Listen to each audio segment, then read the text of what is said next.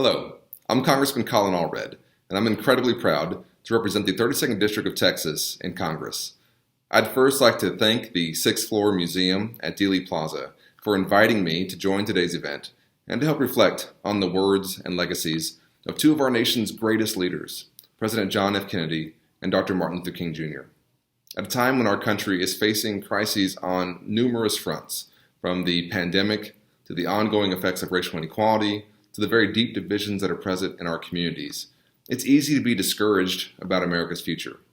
But this is hardly the first time that America has faced a multitude of crises at the same time, and the era of these two great Americans is a perfect example of that. At that time, we were at the height of the Cold War, embroiled in the Vietnam War, and still saddled with Jim Crow laws and a system and attitudes that relegated Black Americans to second-class status. And I'm sure that for many folks at that time, it was easy to think that change wasn't possible and that the United States would never live up to the ideals of our founding documents. But amidst all of those challenges, these two great leaders, Dr. King and President Kennedy, believed in America, believed that we could grow and be better, and that, as Dr. King so famously put it, that we could bend the arc of the moral universe towards justice. And so it did, and so it has. Slowly, and even today, not completely, but we've seen it bend. I have seen it bend. But we also know that arc does not bend by itself. And it does not, as President Kennedy reminded us, bend through the force of government action alone. Instead, it bends because of ordinary citizens who commit themselves to making change in their communities, to fighting injustice, to speaking up when they see something that they know is wrong.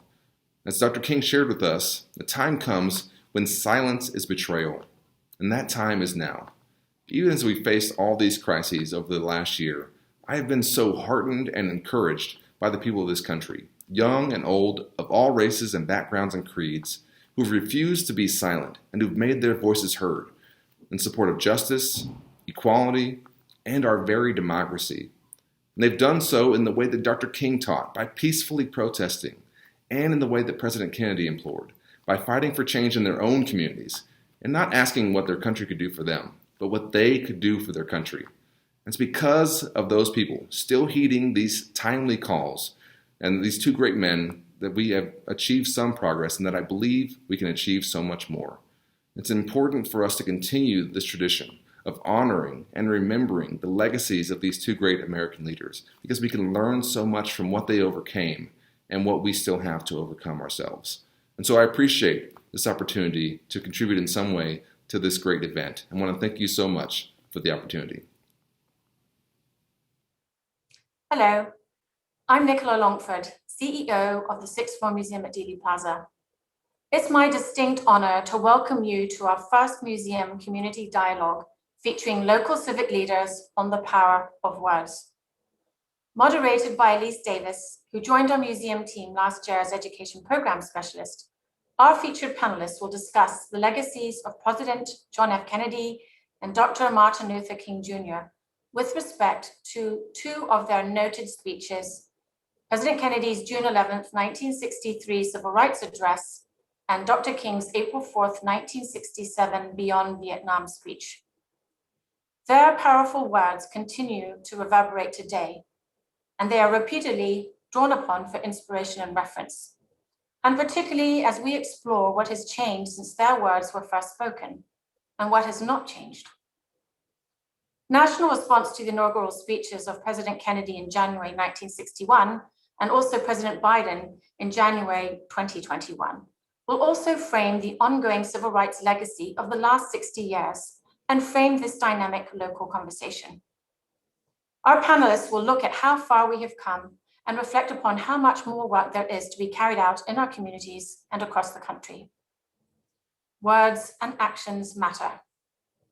It's important for the voices and perspectives that have not had the opportunity to be broadly shared nor understood to be heard, and to begin our personal and collective journeys in discovering how we can work together to make positive and effective change in our respective communities today. Our thanks go out to Congressman Colin Allred and our panel of distinguished local leaders, and to Elyze Davis for presenting a very stimulating and candid lens through which to examine these critical civil rights issues in our world today. Thank you.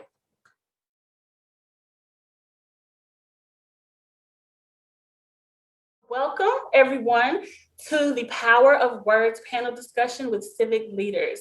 My name is Elise Davis, and I'm the Education Program Specialist here at the Sixth Floor Museum at Dealey Plaza. I want to welcome our distinguished panelists and tell you a little bit about them. Reverend Danielle Ayers. Reverend Danielle Ayers is a justice seeker, author, preacher, and teacher. Reverend Ayers holds a Bachelor of Business Administration in Marketing and Economics from the University of Memphis and a Master of Divinity from Wright Divinity School. Currently, she serves as the Pastor of Justice at Friendship West Baptist Church in Dallas, Texas, a 12,000 member house of worship under the leadership of Reverend Dr. Frederick D. Haynes III.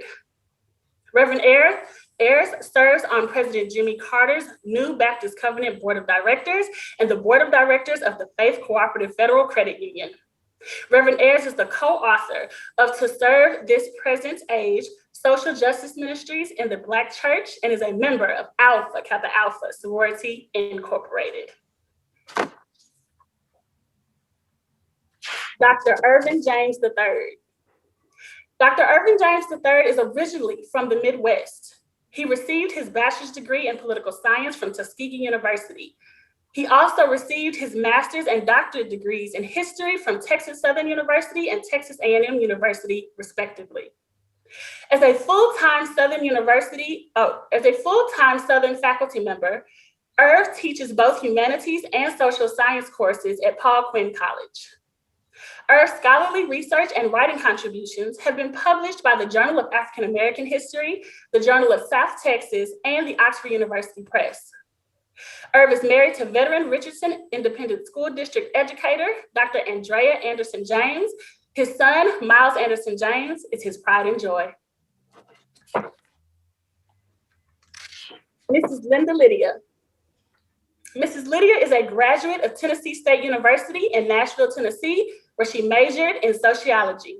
She worked for 12 years as a probation officer supervisor in Dallas County before joining the U.S. Peace Corps in Sierra Leone, West Africa. Linda Lydia has a long and involved history with the NAACP, dating back to the turbulent 60s as an active member of the Tennessee State University College chapter. Mrs. Lydia currently serves as the Youth Work Chair for the Dallas NAACP and Juanita Craft Youth Council Advisor. She is the recipient of the 2019 Texas Black Legislative Caucus Barbara Jordan Award and the South Dallas Business and Professional Woman 2016 Sojourner Truth Award. Linda and her husband, Bob, have 3 children, Ava, Karen, and Rob, and 2 grandchildren, Brandon and Savannah. Mr. Charles O'Neill.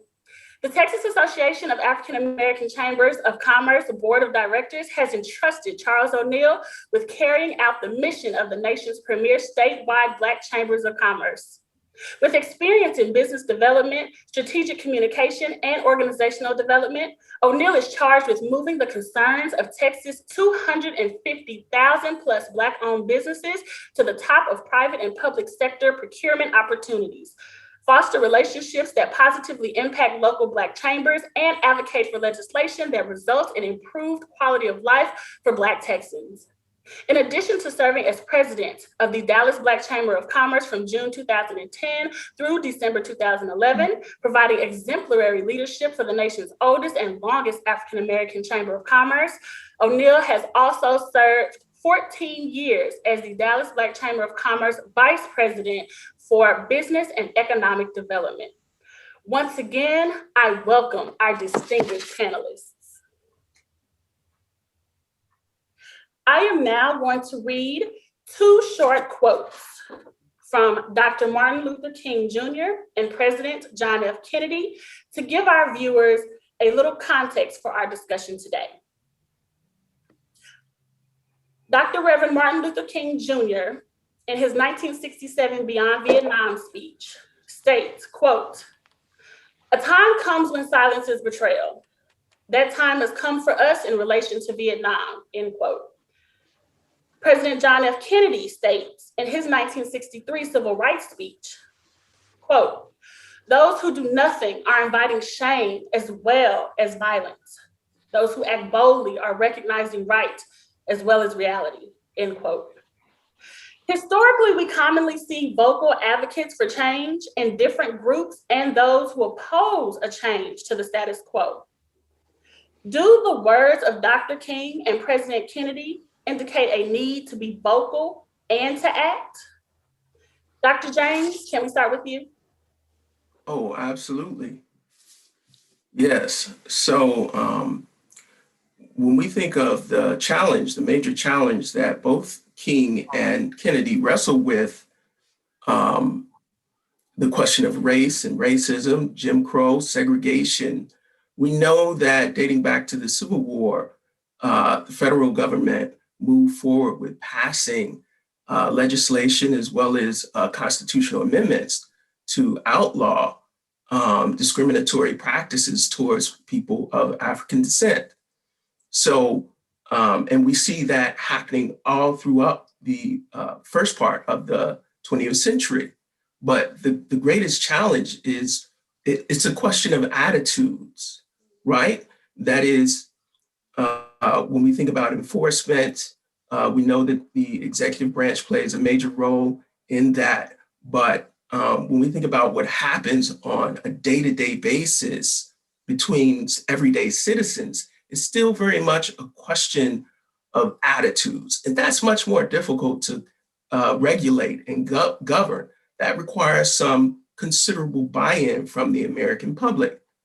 And so under the circumstances, both of them very early on in their trajectory, they both recognize the importance of changing people's attitudes and changing their hearts and their perceptions of people. You know, this whole thing of trying to pigeonhole Dr. King and saying he was a civil rights leader and he had no reason speaking out on the Vietnam War. When you look at the number of African Americans who were on the front line of that war in comparison to the percentage of African Americans in our country, these young men were expected to go over and fight for freedom for the South Vietnamese when we didn't have the same freedom, or the African American young men over there fighting didn't have the same freedom. I think that was really an insult to Dr. King to even suggest that he should be quiet. I strongly believe that silence is violence. If you say nothing and do nothing, then you have contributed to the violence that exists. So I remember this era. I was in college during this time. And I remember when Dr. King did speak out and people were and there were actually some African Americans who felt he was out of his lane, especially the whites. But I think he spoke truth to power, and silence is violence. And so I think that was a very good thing for him to do, a need to be vocal. Awesome, thank you for that. You know, my father was in the military, and I think part of what evoked such a needed response from Dr. King was he knew the damage that these brothers were undergoing, and when they came home. So I mean, I lived in a military town, and I saw the rage that brothers came back from Vietnam with, you know, and so it just compelled him to have to speak out, because so many of us were wrongfully caused to participate in this imperialistic foray into Southeast Asia. And so without his voice drawing attention to the just raw disparity in how we were expected to go and fight, like Elyze said, hey, brown people ain't done nothing to me, you know. and so I just think it was entirely appropriate for him to have lent his voice to this. Definitely. Yes. And I think what I would add is that I think there's so much power in words, because words, when strung together to create sentences, can create a message that can really help us envision, right, the world we want to see. Those words have the power to spark a revolution. And I think in this context, we're talking about King had to speak out about the word Vietnam. With what's already been said, in addition to that, you even go back, it's this idea that the past is prolonged, right? When you think about Red Summer of 1619, when those veterans came back home, what they were faced with, right, which sparked all types of trauma and a massacre in Elaine, Arkansas, and other places around the country. So I think that words, and when we use our words, like the responsibility to use our words in ways that certainly seek to move us forward, that seeks to make sure that our humanity is recognized and honored in those ways, and to speak the truth in love and tell the truth in love. We have to do that and not dehumanize people or try to discredit people when they're calling out systems of white supremacy, right? So I think it's so critical that we tell our truth and we talk about what happened. I think that's so important. And I think the way in which Kennedy and King addressed that, the language they chose to use, I think that's important. And it should spark us, right, into action, because in many ways, in many instances, it's for our own survival. So I think that's why words are so critical and so important in how we use those in ways for good and not for evil. Yes, yes, so well said. Yes, yes. And in both cases, I mean, you have to admire both of them. In King's situation, I mean, what he was trying to do on the civil rights front was very much dependent on the support of the federal government, of course. And then, when you think about Kennedy and him being entangled in the Vietnam conflict, King speaking out against the war, and then also speaking out against the war with Johnson, who, I think, lacked the same type of patience and sophistication as Kennedy. That really speaks volumes of King and his commitment to moral courage. The same thing might very well be said for Kennedy, even when you think about race relations during that time period, because we know early on it was politically expedient for him to downplay his relationship with King and also his support for the civil rights movement. And so when he stepped forward, it also meant that he very well could alienate a considerable amount of Democratic Party member votes, which ultimately might result in him not being reelected. So again, another example, a shining example of moral courage rising to the occasion. Both of them were essentially thrust into glory in some respects. That's how I see it. And using their platform to speak out, that made a world of difference too. Must allies of oppressed groups be vocal to effectively create change throughout our communities today? Reverend Ayers, will you lead us in this? Yeah, sure. Thank you so much for this question. I think I want to answer this from just experience. I think the answer is yes, right? Allies have certainly used their platform and their privilege to forge social change. However, I think that comes with several caveats. I think if you're going to be an ally to groups who are marginalized, number one, don't go into that space as savior, right? You go into that space having a conversation with the people you are, and see it more of a partnership as well. So you come to the table asking them, how can I help you, right? Assessing what they already have. Because in my experience, whether it's in Haiti, Ghana, South Dallas, Oak Cliff, wherever you are, people by and large know what they want for themselves, right? It's this idea that for some, just because of the ways in which perhaps policies or the way structures have worked, they may not necessarily have the opportunity and the resources needed, right, to be heard and to be seen. But they are there, they have a voice. So see yourself as amplifying their voice, not speaking for them. So how do you find ways in which to put them on a platform to speak their own truth? You don't always have to speak for the group that's marginalized, right?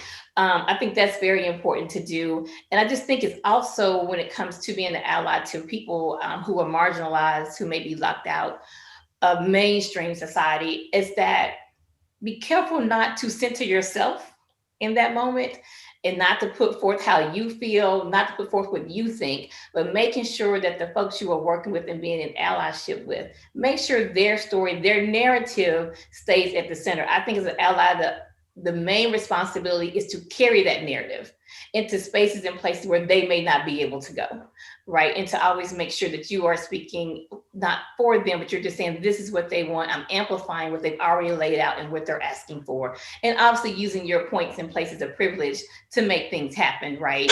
And doing that for the greater good and not so much looking for something in return. I think it just has to be this way that you just kind of see that this is a moral thing for you to do, right? That it's something you're doing out of morality and not so much you pity people or you see them as someone who needs help, right? Is that these people are already empowered. Is more of how do we make space and enlarge the table for others to come to the table and to be able to get the resources that they need.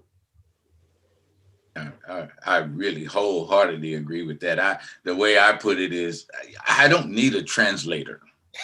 So I think it's important that yes, these allies, if you will, are vocal, yes, but don't try to reinterpret.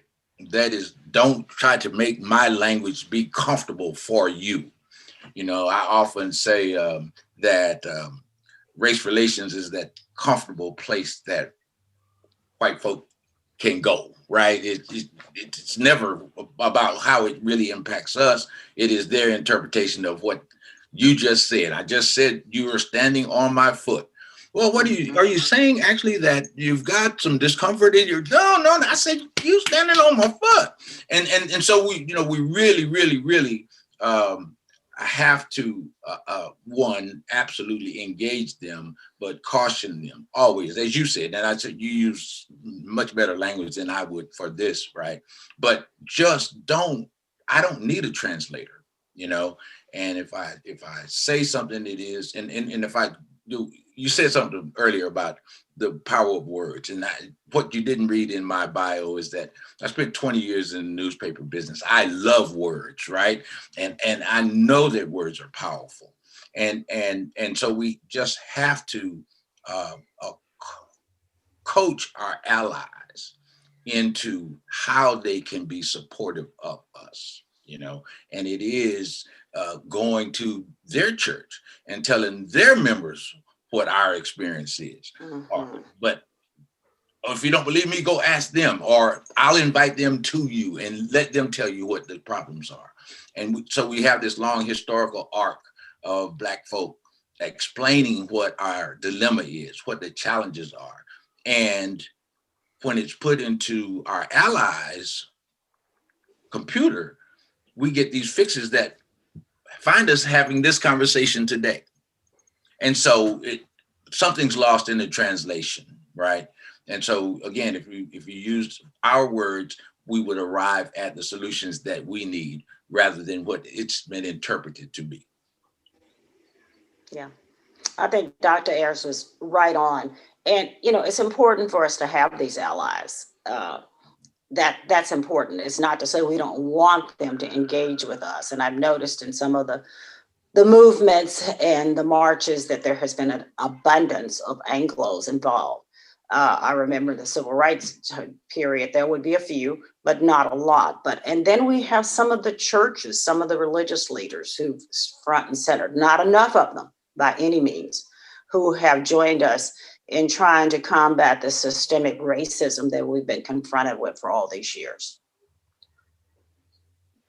Yes, I mean, again, thinking about King's legacy, even down to his remarks at Riverside Church, I mean, during that time period, there were places where, King and his colleagues simply didn't have access, whether it was as a result of color or, geography. And, he made great use of relationships. He was very fortunate to befriend people like Rabbi Abraham Heschel, Harris Wilford, Stanley Levinson. I mean, people with influence, college presidents. And around 1964, I mean, he traveled from the East Coast to the West Coast to recruit people at Stanford University so that they would go down into the South for the Freedom Summer. So we certainly understand the value of allies and how they can be supportive in our endeavors, and certainly not to be underestimated. Yes, yes, awesome. Thank you, thank you. The 1963 March on Washington addressed the slow-moving civil rights reform in the areas of access to employment, equal pay, and equality throughout the United States. Kennedy spoke about the need for immediate change, but notably did not publicly support the March on Washington. Can you speak about what our community can do to avoid simply celebrating the words of Dr. King and President John F. Kennedy instead of putting those words into action? Mrs. Lydia, can you give us your thoughts first? Yes, I'm going to come at this from two different angles. Supporting minority businesses would be my number one thing. I think finances is at the root of all this evil that we're seeing in the systemic racism that continues to perpetuate itself in this country. But here's the deal. When you only have 19 corporations that have had African Americans as chairman of the boards, and we know where those financial decisions are made. It's not made down at Johnny's barbershop. Let's face it, that's not the panacea for it.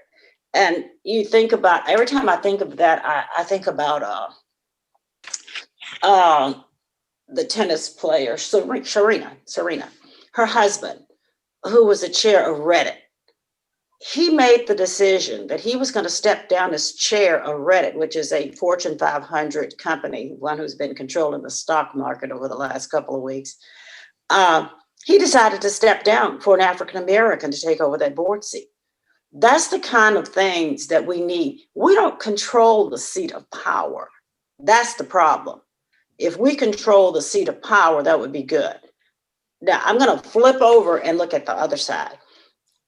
I have a problem with our community, and my son and I had this discussion at length this week. He lives in Oakland, but he's actually spending the next 3 months, in Los Angeles. And he was talking about the proliferation of Hispanic businesses, how they have just basically taken over LA with the proliferation of businesses. When you look around Dallas, you see that as well. I don't know, when we had a Black Wall Street, yeah, we supported our businesses. I'm concerned about the fact that we don't devote enough time to spending our dollars in African-American businesses. We'll go to a beauty shop. We don't even go to nail salons there. We go to the other places. We have got to somehow come back to a place where we support the finances of our small businesses so they can grow into large businesses. Employment opportunity, that brings us back again to the owners, and the owners are not looking like us. They're looking like other people. And so as a result, our employment opportunity, our employment advancements, all of those things are contingent on that person who's in control.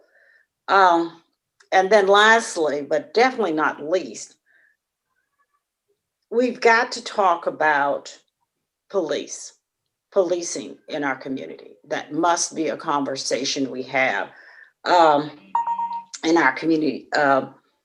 We have to figure out a way, these citizen review boards without subpoena power and the abilities to actually address and try to resolve some of these issues that seem to ferment in our community. Until we can do something with that, that's the actions items that we need, as far as I'm concerned. Those are the major action items to bring about the kind of change I would like to see in our communities. I see everybody just Everybody wants to jump in now. Oh yeah, you got it. It's on you guys. Go for it. Say Reverend Justice is ready to go, and I'm like, ooh, you all up in my Kool-Aid, man. I mean, black business? Oh Lord, absolutely. You know, and I hate to bring in another. We're talking about King and Kennedy, but Harold Cruz said in Rebellion or Revolution, he said, while it is true that ideologies move men, it is economics that feeds, clothes, and shelters them. Mm-hmm. If ideologies are not understood in terms of economics, they're not understood at all. And so when we Black folk who very proudly hark back to a Black Wall Street or Rosewood or those times when we actually directed the spending of our financial resources, okay, our money. And then I always pointed to when the brothers came back from Korea and started getting jobs outside the post office and started getting jobs at IBM and Coca-Cola, and so they were being route salesmen for tobacco companies. And so all of a sudden it didn't become important to support Black-owned businesses because we made entree into those. And so we just deserted our community. Carter G. Woodson talked about it in 1933. Any community that gives away their community, their delivery of goods and services to their community to anybody outside their community is doomed, right? And so we're living through it right now.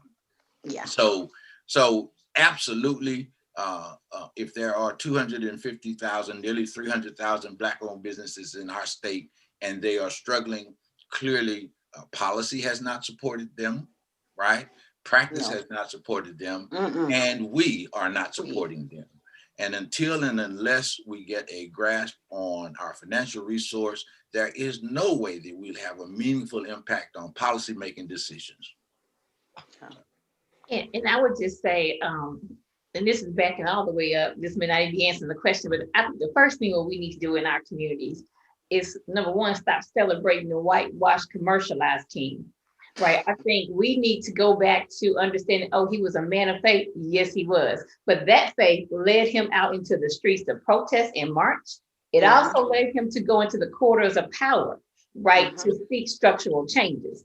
We celebrate that king. We can further understand when King did that clip. We don't hear it often, like a 3-minute clip on YouTube, when he lays out the case how the American government has undergirded and supported white folks and given them land grant universities and all these subsidies. And that's why he said, when I come to DC, I'm coming to cash the check, right? So yes, he was coming for jobs and freedom, but he was also coming to cash a check. And I think if you look at his last speech, right, in Memphis at Mason Temple, that he had not planned on giving. We celebrate certain parts of that speech, but King shifts in there and talks about economic justice, right? He talks about buying Black and banking Black. He talks about boycotting Coca-Cola, Wonder Bread, and others, right? Because King understood, right, white folks understand money. Right. And I think that as we look back to Black Wall Street, people, we lift that up. It's certainly our crowning jewel without question. But I always tell people, but there was a certain type of thing that undergirded that community, right? It was this idea of, because O.W. Gurley only sold land to Black people, right? He did it for Black people, by Black people. Long before FUBU came out, he understood that. And I think part of that is, how do we truly get back to understanding what does it mean to support our Black-owned businesses? But it's also, do our business understand you buy Black too, right? Because I know I've talked to some Black business owners, and I asked them, when you need something, do you first go to a Black-owned business to get what you need? Right. And the answer has been no in some cases when they were transparent. So part of this has to do more with, do we understand our identity and what it means to be communal, right? A dollar turned over 36 to 100 times. Staying in a community for a year, can you imagine like the wealth and how much further we can be along economically, right? For me, I think also economics impacts our policy. I also think that also serves as a point of departure to be more engaged in public policy as well. So I think that's one thing we can do is, first, let's make sure we're lifting up, celebrating the right king during that weekend, that I hope those words drives us into real action. Plans that we can do that can really bring about substantive and certainly sustainable changes, right? We can't keep looking for the short distance race. Like we have to understand the long distance race and what can we put in place that's sustainable, that can last. Yeah, I agree with everything that's been said so far. And the only thing I would add is, again, just thinking about what is my personal responsibility to my community and what type of leadership can I bring to my community. You guys know I teach at Paul Quinn College, and the first thing we try to do is focus on building up young students and instilling leadership in them. And we have something known as the 4 L's. It's very simple, but when you think about it, it certainly has the power to transform lives. You know, this idea of loving something greater than yourself or leading from where you are. You know, so many people think that you have to be in a position of authority or power and influence, where, you know, the reality is wherever you find yourself, you have an opportunity to lead. Also, living a life that matters, right? Using your time wisely. How do you use your time, skill, and resources to the benefit of your community? So, I mean, again, those things matter. And I don't know whether we are encouraging young people or thinking about working together with that mindset. I know my youth council, and I think it was absolutely incredible. The president and the executive committee, they made a commitment and they created a spreadsheet, where every youth was supposed to purchase from 3 Black businesses a week. And I follow that same formula. I mean, if it gets to be Thursday and I've only done 1 business, Black business, my husband and I get busy looking for 2 more Black businesses. If we would all, and I would just thought it was phenomenal that they thought that, and they turn these sheets. And what's really good about it, you end up learning about businesses as old as I am that I didn't even know existed. Because of lack of advertisement. And I have found some really good, reliable African-American businesses as a result. So I really think we're going to have to make a conscious effort in our community that we're going to buy Black. Mm-hmm. I mean, and I'm looking forward to the day where I can say everything I buy, it comes from an African-American vendor. That's one of my holy grail. You're exactly right, Linda. That's one of my holy grail. If my children growing up, they'd be like,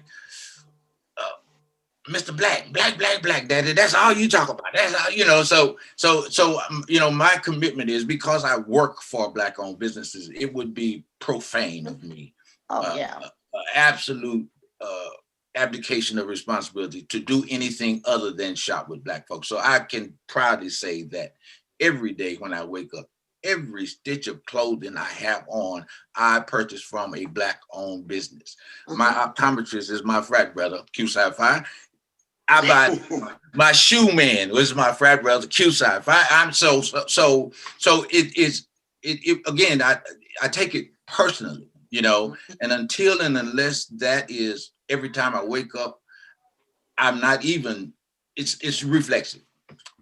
I know where to go to get shoes. I know where to go get a shirt. I know where to go get, and if I be a little crass, a little crude, even drawers, you can find everything that you need from somebody that is a Black-owned business. And if we can't capture directed spending, the stuff, I mean, we can't really sell mortgages. We're working and trying to get into that end. You know, buying cars, if you're committed to a new car, it's hard to find a Black dealership. Some stuff is really difficult to do. But most stuff, if we're just doing necessary spending, we can find an outlet for that. And so absolutely support growth and development, expansion of Black-owned businesses. Cures a whole bunch of stuff in our communities. When our businesses are profitable, they're able to hire employees. They pay more taxes. They're going to change the policing because we have made a bigger contribution to the tax base. We're going to buy cars. We're going to pay tuitions. We're going to send children. We're going to improve the quality of life in the communities that these businesses serve. And so I'm all in on the growth, development, expansion of Black-owned businesses as part of the cure for what ails our communities. And I think it's something so like odd and extraordinary, right? Every other, for me, when I see ethnic group, that's what they do. They understand that, right? That's right. I'm harking back to Claude Anderson, right? And we kind of look at that school thought. I think this is what people do. They understand the value, that's right, in doing that. So that's what, yeah, we keep striving for that. We try. Yes. Yes. Awesome. Thank you. So Dr. Martin Luther King Jr., in his Beyond Vietnam speech, states, quote, "True compassion is more than flinging a coin to a beggar. It comes to see that an edifice which produces beggars needs restructuring," end quote. President John F. Kennedy, in his civil rights speech, states, quote, "But many are unwilling to act alone. And for this reason, nationwide legislation is needed if we are to move this problem from the streets to the courts," end quote. Dr. King and President Kennedy advocated for immediate change of unjust laws and a unifying shift in our communities. How do King and Kennedy's words address the most vulnerable groups in our communities? Mr. O'Neill, can you give us your thoughts? Yeah, I will. If I can just set it up for you, and listening to the speech, I took some license with my hearing of Dr. King's speech, and it was almost morose. You know, it was like, I'm so tired of having to tell y'all this, you know, and the burden of us always having to tell y'all what's wrong and how to fix it. It wasn't the fiery orator that we were, it was almost pedantic. He was like, look, here's where we are. Why haven't you listened to us, blah, blah, blah. So I think what we see is in the comparison or the juxtaposition of the two speeches is the difference between moral suasion and attempting to legislate something through a political entity, and clearly the humanity or the humanness of the issue shines through in Dr. King's speech in 1963, 65, and so Kennedy, of course, was a politician. And so his response was, well, let's see what we have to do with the courts. And notwithstanding the fact that anything that we Black folk have gained has come at the bar. It's been through the courts, but it's slow and not steady. It's slow and erratic, you know. So I think if there's any way to use either of their speeches to forge some unity, it's in accepting, again, without translating, the power of Dr. King's appeal to our moral judgments to drive whatever else we can affect through a political means, right? And so I think that's still doesn't look like those two ends are getting close to each other, given where we are today. But I still think that the power of humanity is what we're seeking in this conversation between all these competing forces. You know, I hate to just take exception to almost everything that Kennedy said, but we know that the 13th Amendment was passed.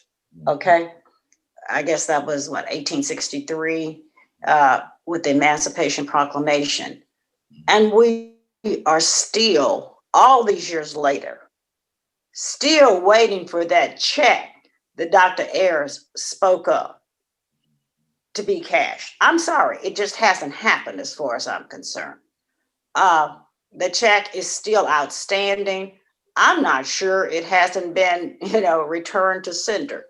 It just sort of, it sort of bothers me. And King wrote, "Why We Can't Wait." And to me, that was the answer. That was the answer. We keep passing more and more bills, but it doesn't seem to change, the position where we are.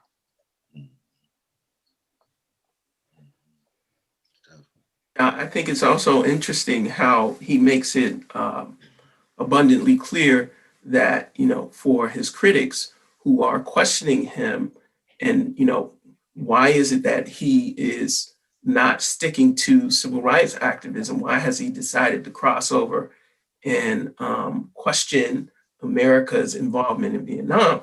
He makes it clear that, he has a religious imperative, and that, if that's not sufficient enough, if it's not about Christianity, then it's also a question of universal brotherhood, right? And the idea that you would speak out on behalf of those who are weaker, or those who are downtrodden, or don't have the same power and influence to change things on their own behalf.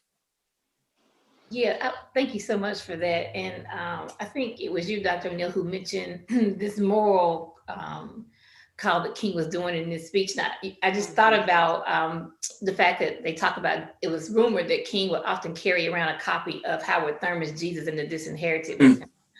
And I think about how I know that so much drove King. And one of the things Thurman said was, many are the interpretations of the Jesus of Nazareth, but very few have something to say to those whose backs are against the wall. And I think for King, those whose backs are against the wall it was without borders, right? So whether that was down in Mississippi when he was looking at our communities that were poor in Mississippi, or whether it was in Vietnam, whether he was talking about Costa Rica or Guatemala, wherever it was, for King, even like to your point that you just made, Dr. James, it is not Christian. It's still this idea that there is a divine being, right, in which we all are created by this divine being and deserving not to be dehumanized, devalued, and our humanity must be honored at all costs. So I think I thought about that as you all were talking. I was like, I think that is partially, and to your point, he probably was tired. Like Amanda Gorman said, we tried and we tired, right? We tired. So I think that's really, and even it's so funny. I think about that. Then I think about King's last speech, and I think it was Dr. Frank Thomas who did another read of King's last speech, and he said, he's talking about how happy he is tonight, even though he doesn't feel well and nothing looks like it's going to transpire that's going to be valuable for Black folks in America. So it's always something about King who I think he knew, right? Like, he knew he was morally right on the issue, and he also still believed that the arc of the moral universe is long and it consistently bends towards justice. And each generation, which is why you were saying earlier, our young people is so important. Each generation, our call is to bend that arc a little further. And are we equipping those generations behind us, right? To know the past, but also be able to chart a way forward. That Sankofa moment that we need to make sure we're always engaging in. So thank you all for your comments. You made me think about that as you were talking. Awesome. And I know that we touched on the next question quite a bit, but I'm still going to ask you just to see if you all have any direct responses that you all want to get out. So can you discuss the importance of restructuring and developing preemptive social and economic reform? And Dr. James, you can. Sure. I mean, immediately what comes to mind for me is more federal oversight when it comes to issues like criminal justice reform.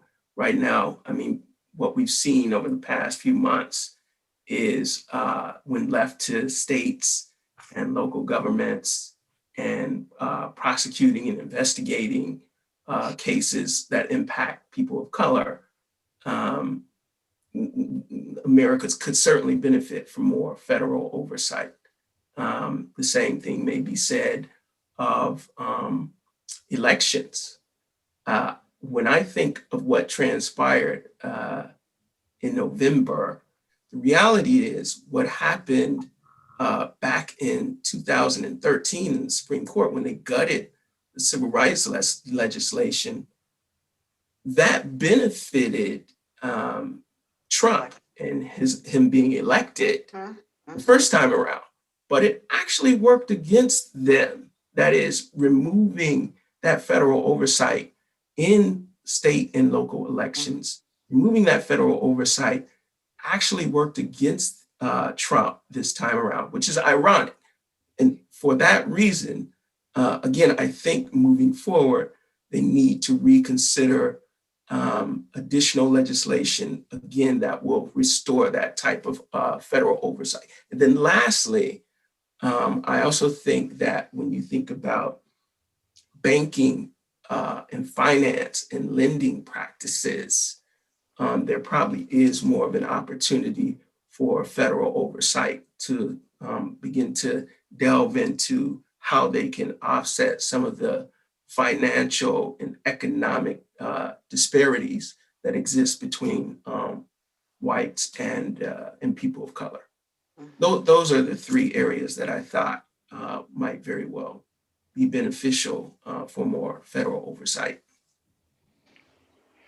I think that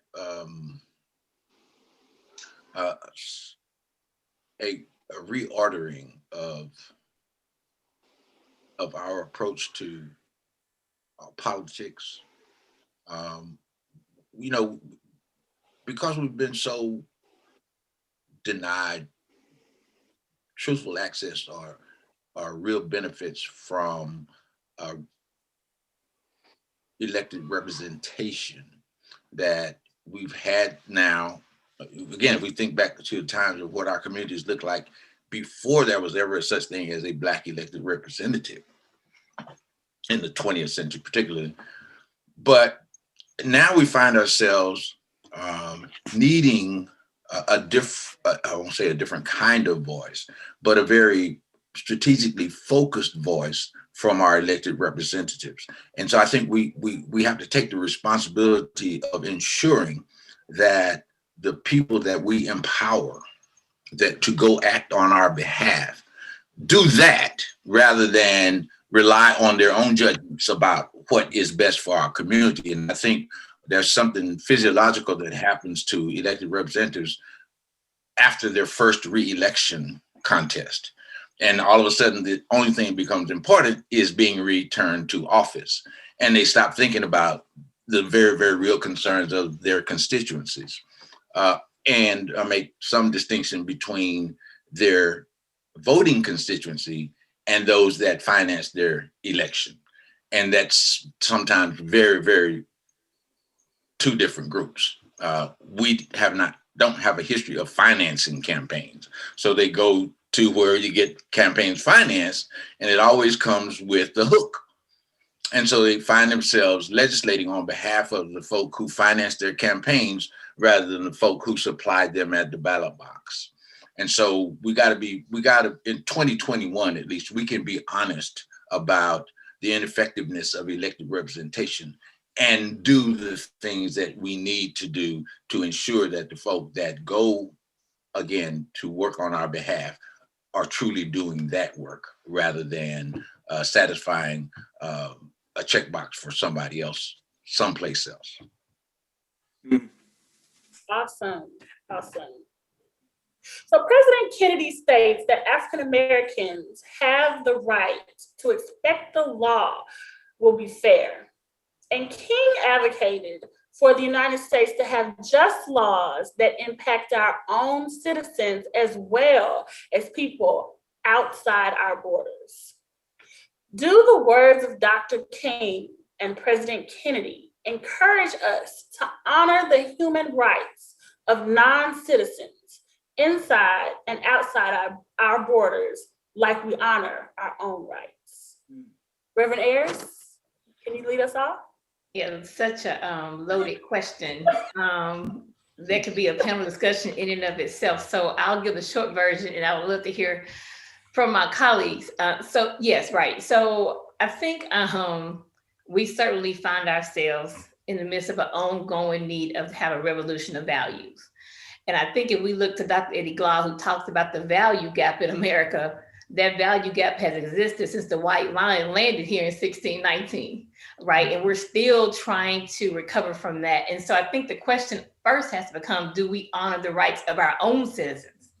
You know, tax-paying, law-abiding citizens. And we see that in ways in which that's not honored every day, right? In various ways, whether that's structural violence or physical violence, we see that. And so I think first then we have to rid ourselves then of this notion that we're somewhat this Christian nation, right? That we're this city on the hill. Because that notion, as Dr. Kelly Brown Douglas lays out so brilliantly in her book, is rooted in American exceptionalism, right? And so that comes with a hierarchy of human value. And so we'll never get to the right place because we started off wrong. We have not course corrected. And so I think this lends itself to, we have to get rid of that, because if we're not, King warns us not to let anybody make us think that God chose America as his divine messianic force to be a sort of police of the world, right? Because when we do that, somehow we are saying we are the ones who decide who's deserving and entitled of resources, who's deserving and entitled to have their language, their history, their culture honored and respected. And so certainly I think the words definitely lead us to say that we ought to extend that. I think Kennedy even addresses that in his civil rights address, right? He addresses that we ought to have those rights honored. But I think we can't really go abroad and talk about all of that and honoring non-citizens. We're not honoring our own. And so I think it harkens back to King when he says the soul of this nation is sick, right? And the only way we're going to deal with this sickness is get to its roots. And so I think that goes back again. I just love Dr. Eddie Glaude. Sorry, I started rereading Begin Again, so it's so fresh on my mind. And I think we have to deal with, as he says, the lie, right? And that's what he lays out at Begin Again. And paraphrasing him, you know, that America has pushed this narrative that we have been divinely sanctioned to be this example to the world. So I think, you know, and to be looked up to in a sense, right? And so therefore, if that's the case, when we look at and see the actions of America, somehow we should see that as divine will, that what happens to others, and this is idea of othering people too, right? This otherness, that we become okay with that. That's why you can have an entire Black community, primarily Black community in Flint, have this water crisis and still today does not have clean water, right? And people are still moving on, right? And we're 2-3 years down the road, right? And who's outraged by that? And these are our own citizens. This is not contaminating water somewhere in a developing country, right? Or we can look at the border. I'm sure many of you have probably been to the border. I've been to the border, seeing children, God's children, made in God's image and likeness, caged. And then we can't even give them the things they need because the government says, no, you can't even give them soap, toothpaste, you know, right? So I think their words certainly hearken us to do that, but we have to take a hard look at America and really be clear about, and this is what I think King did this brilliantly in his own way. And I think Kenny to some extent, because see, I'm also clear about Kenny is also coming from a place of privilege, right? Of power and privilege. So his experience is not experiential like King's. And so I think we have to absolutely look at these actions and be clear about that many of our institutions to this very day, and we spoke about this in different ways already, continue to be upheld and undergirded by white supremacy.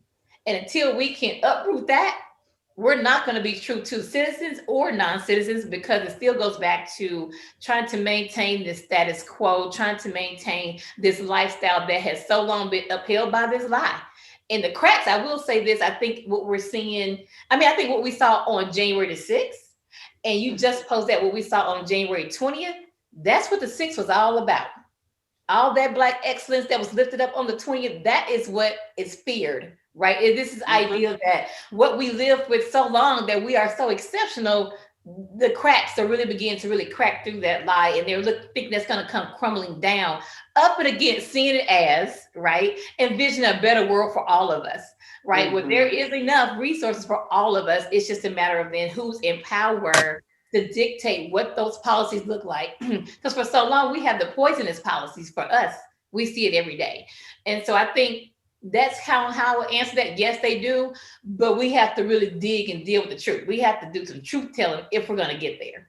Yeah, Awesome. you're absolutely right. You know, it's there's no question that this country has assumed this paternalistic attitude.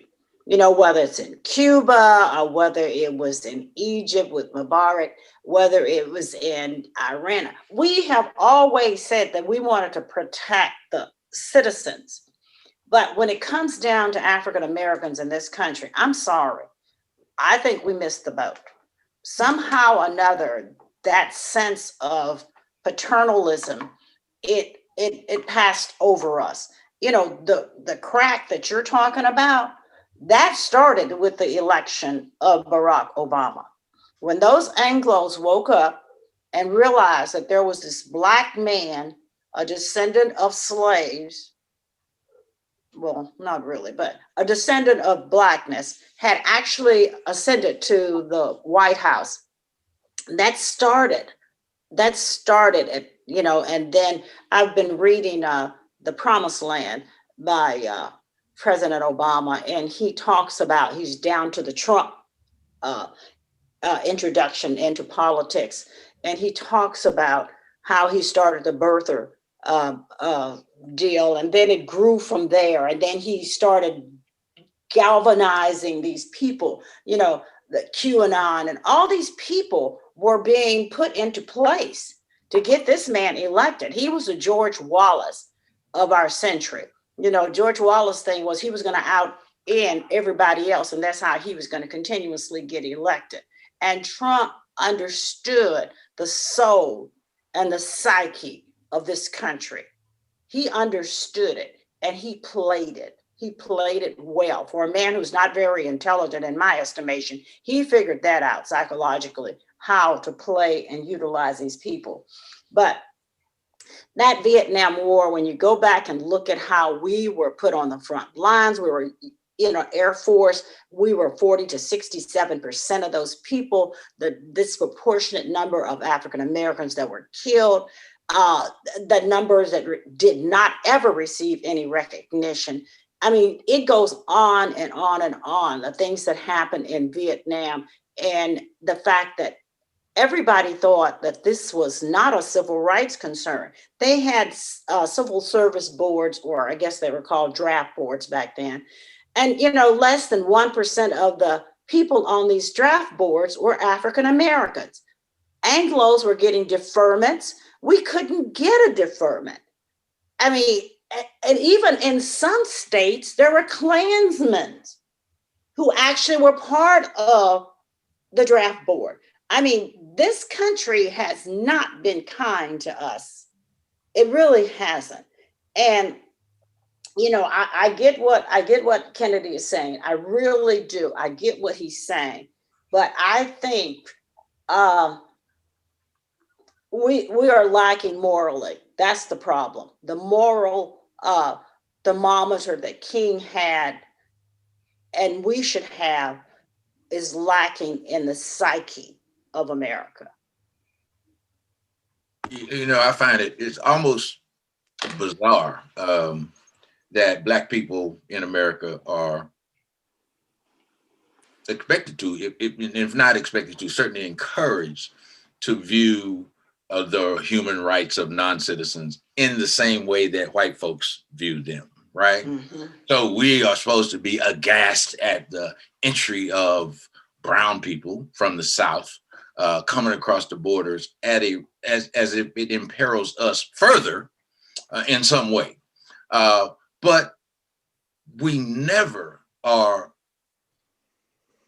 offered the opportunity to opine on illegal immigration from Uzbekistan, Ukraine, Slovenia, right? From Ireland, from, you know, okay. So clearly everybody that's coming across the border is not non-white. And they're coming and they're doing anchor baby stuff at the same rate or higher rate as those folk that they imagine are putting our country in peril, right?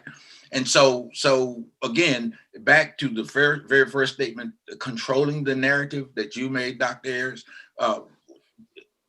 lending our voice, undergirded by the knowledge, but saying unequivocally, no, this is not right. It is immoral. It is against human nature. It is ungodly. Whatever it is that we need to state, but state it, stand flat-footed and say, no.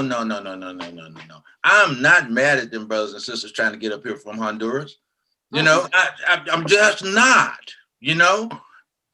but I just tell them, welcome to the fight, because, because we're still working on this deal for ourselves, So don't come with the expectation that it's going to be a smooth sailing for you, because it is not a smooth sail.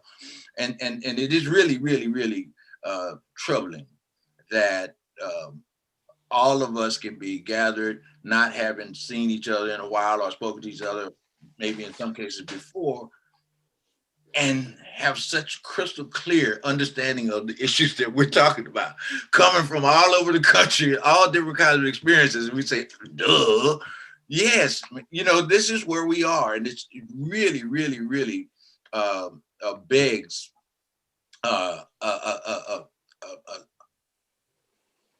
us speaking louder.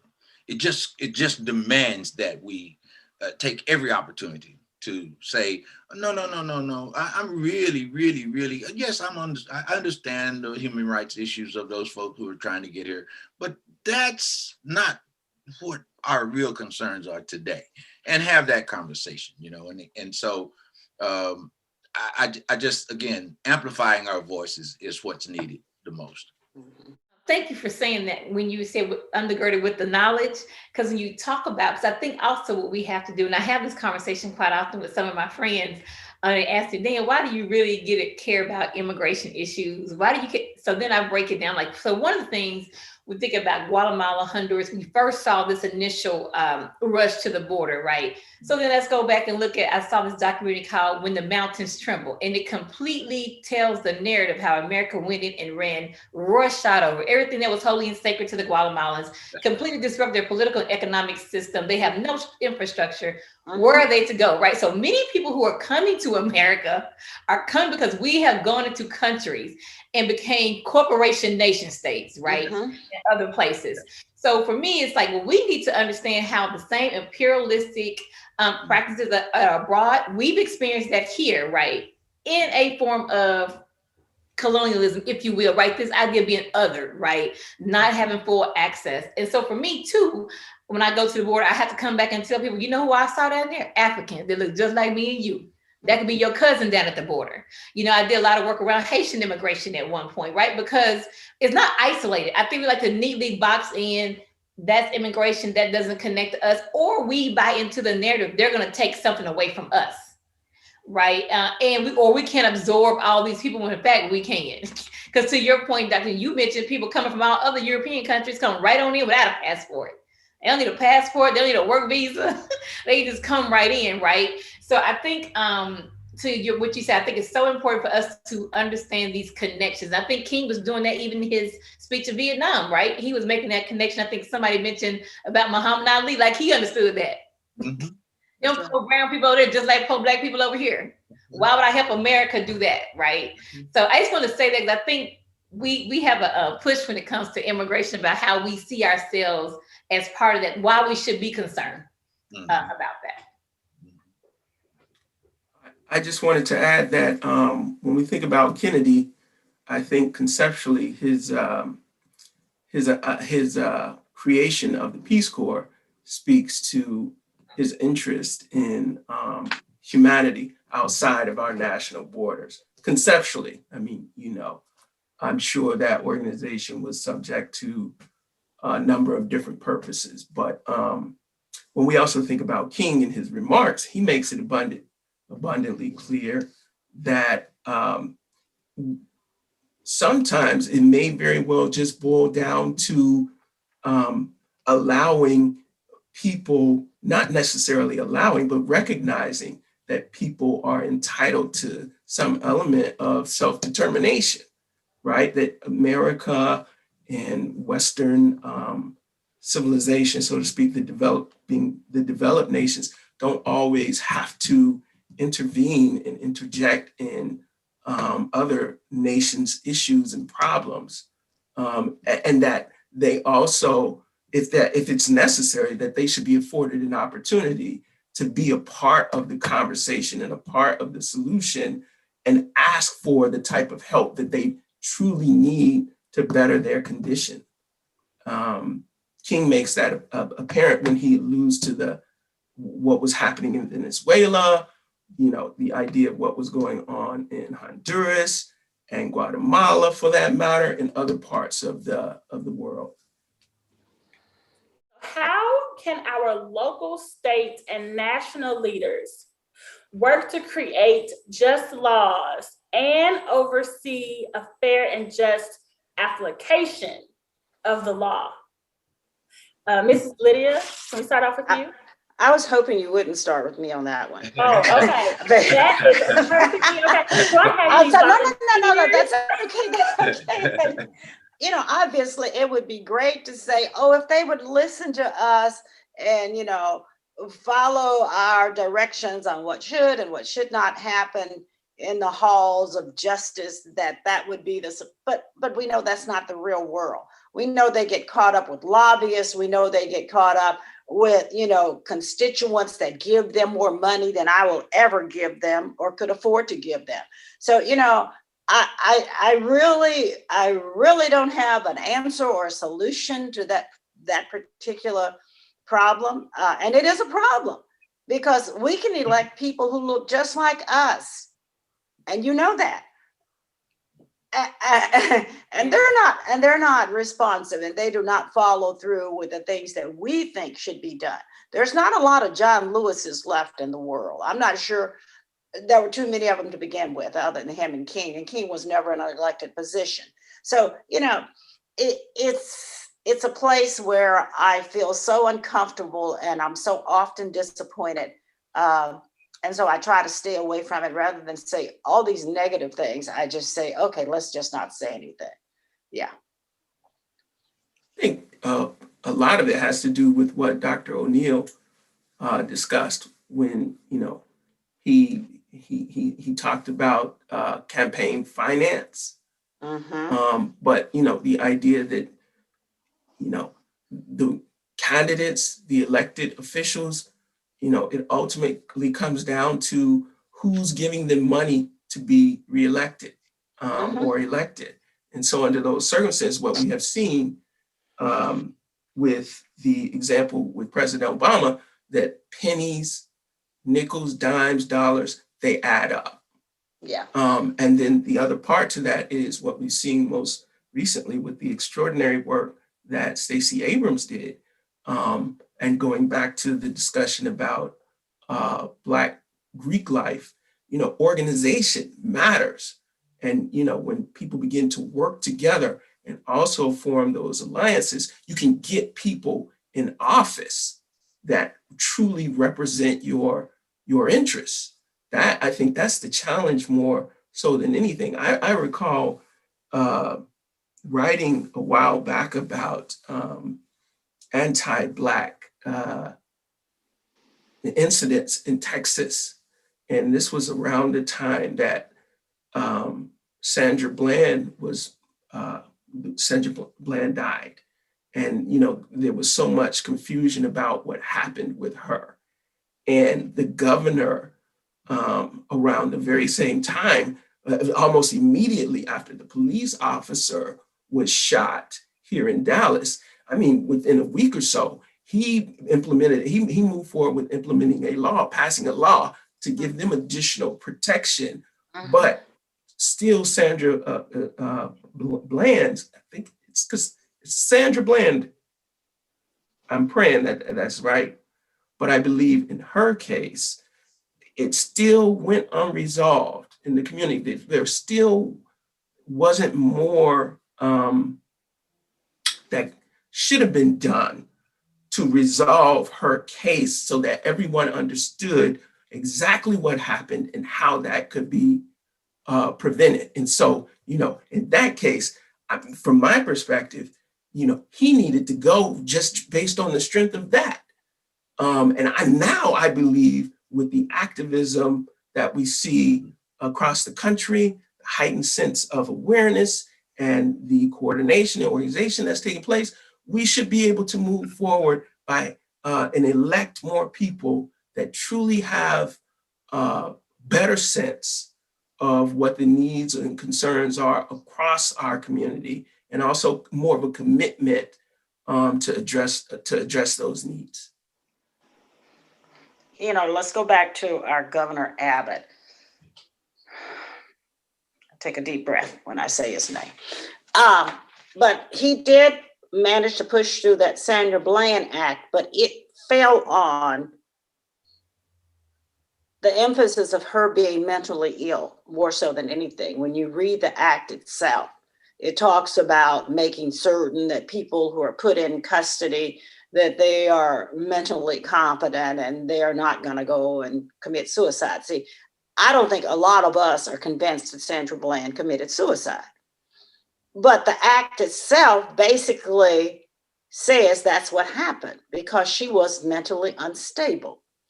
So, not to dispute what you said, but yeah, they did something. But what they did to me, it undermined what actually happened.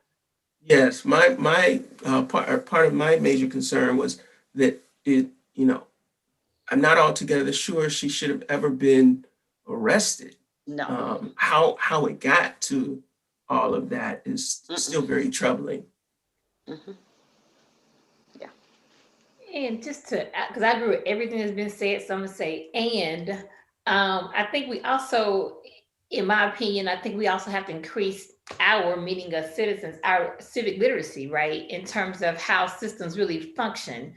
And I think we have to see this as a symbiotic relationship, right? And that is, we in this together, right? And that we don't just give that power over to whoever that we elect to put in office.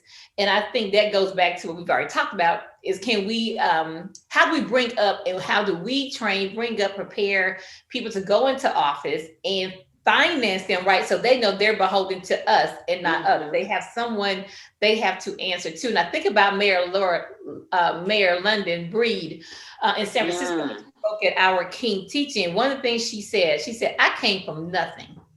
I'm not afraid to lose this position. And I see myself as a civil servant. So then the question becomes, those we put in office, right? I think they no longer see themselves as such. They don't see city council, they don't see city hall, state capitol, US capitol as the people's house, right? That's not how that's used. So I think it's how do we begin to train up, and it's not on the job training all the time that we need either. I mean, I think that too. I know anybody can run, but how do we really prepare people to understand how that works when you're on the inside, right? And how do we kind of work the inside outside game, and how do we finance, and do we have to see value? Can I give you $20 a month to go into this pack, knowing that I'm not getting ready to get something back immediately? I'm giving this something greater, right? In terms of having someone who represents my interests. So I agree with everything that's been said, but I think those are some other things we also should think about and consider if we're going to have people to really be able to implement, create just laws. Just from my experience being on the inside and outside and dealing with our dear elected officials. Yes. I think, yes, you're exactly right. And I think we have to acknowledge, and we have to come to understand how intricately white folks have crafted this system of elected representation and understand it. As you just said, we got to understand that. I always remember when Martin Frost was in office here in Dallas, he was a congressman, and one of his biggest investors, I'll call them, was the dairy farmers. And I'm trying to say, now, where is a dairy farm in District 24? Not. He was a representative elected to put forth the interest of, among other people, dairy farmers.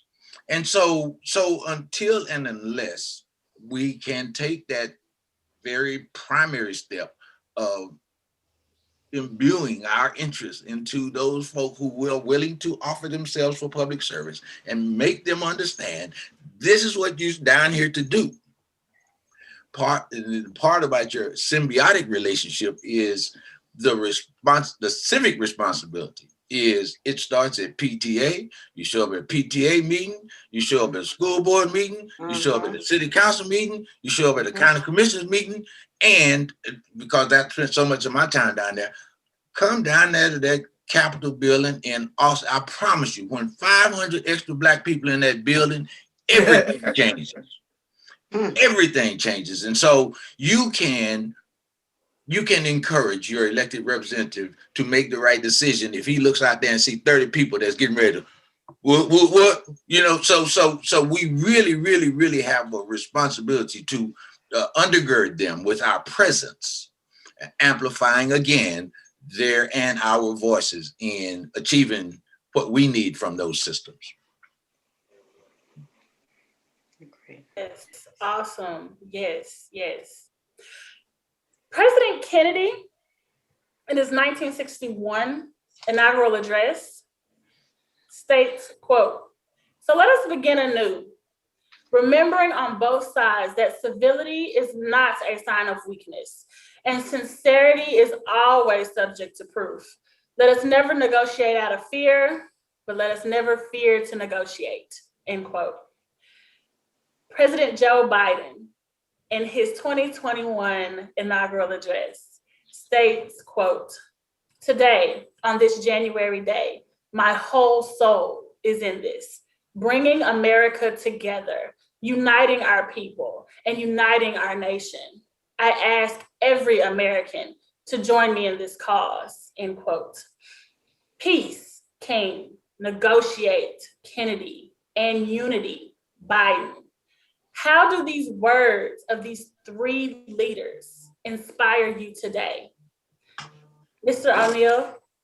Oh man, that's I wrote down one quote from Dr. King's speech that really troubled me. I mean, he lamented, and he called it, quote, "our proneness to adjust to injustice."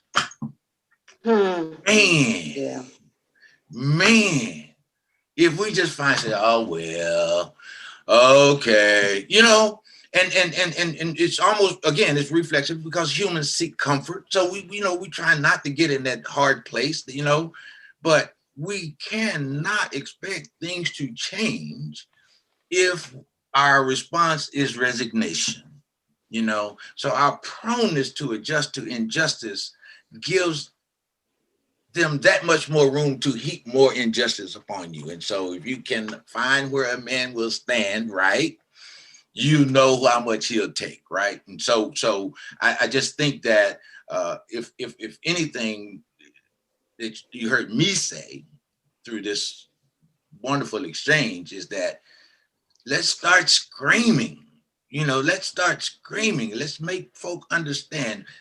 I don't need a translator. Listen to me, and I will tell you exactly what it is that I need.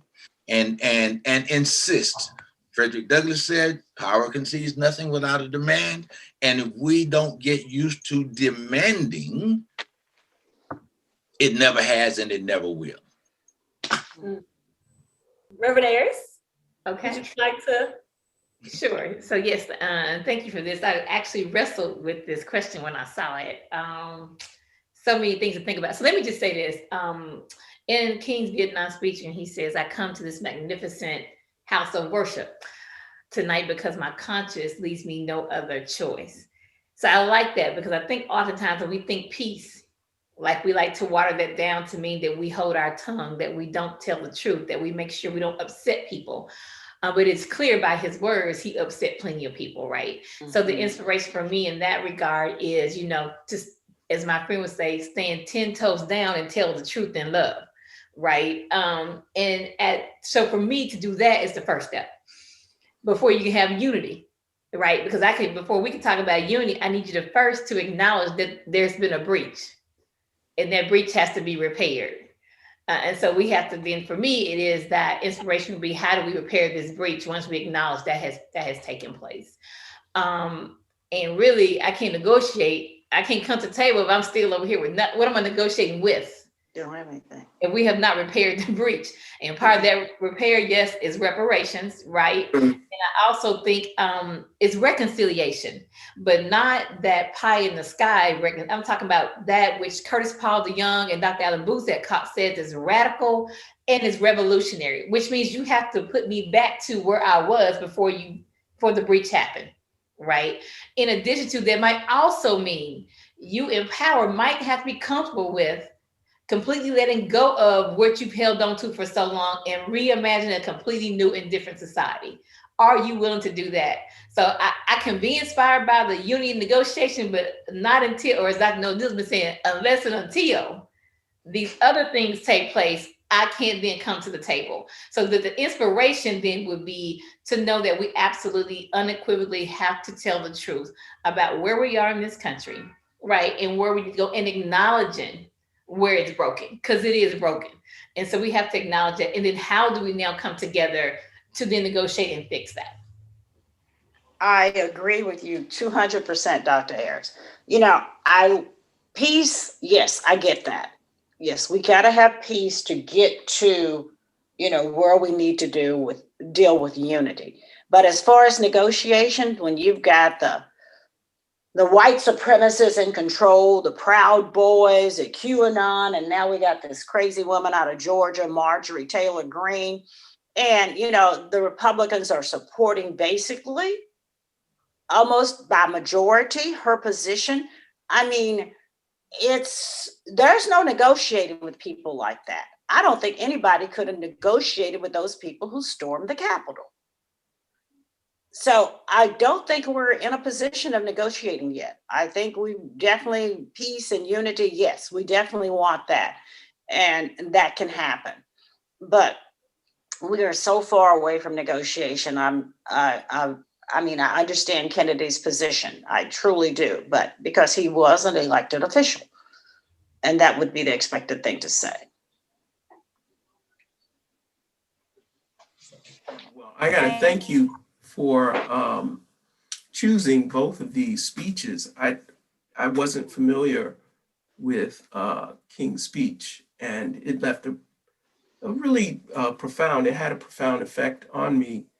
When I think of King, in addition to peace, the thing that really resonated with me was, this idea of love for humanity, and his emphasis on universal brotherhood. So when you think about, for me, when I think about inspiration and moving forward with this all in mind, it's just understanding just how impactful love can be when we think about what's going on today.